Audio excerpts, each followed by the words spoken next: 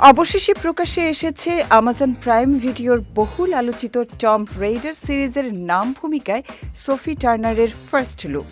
2025 সালের সেপ্টেম্বরে এই চরিত্রে সোফির কাস্টিংয়ের ঘোষণা দেওয়া হলেও সম্প্রতি সিরিজটির শুটিং শুরু হওয়ার খবর প্রকাশিত হয়। পাশাপাশি এই সিরিজের সোফি টার্নারের ফার্স্ট লুক প্রকাশ করেছে স্ট্রিমিং জায়ান্টটি। প্রকাশিত ছবিতে সোফি টার্নারকে দেখা গেছে লারা ক্রফটের সেই চিরচেনা আইকনিক পোশাকে। 90-এর দশকের মূল প্লে স্টেশন গেমের অনুপ্রেরণায় তাকে পরানো হয়েছে সবুজ ট্যাঙ্ক টপ এবং বাদামি রঙের শর্টস।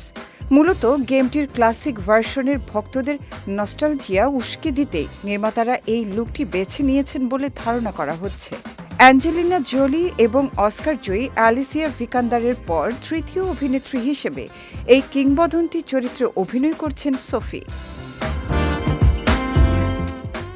গেম অব থ্রোনস খ্যাত এই ব্রিটিশ তারকা এক সাক্ষাৎকারে জানান, লারা ক্রফটের মতো চরিত্রে অভিনয় করা তার জন্য বড় একটি চ্যালেঞ্জ।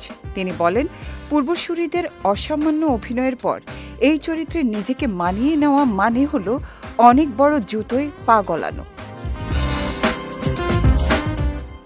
নতুন এই সিরিজের চিত্রনাট্য লিখছেন ফ্লিব্যাগ খ্যাত তারকা ফিবি ওয়ালার ব্রিজ।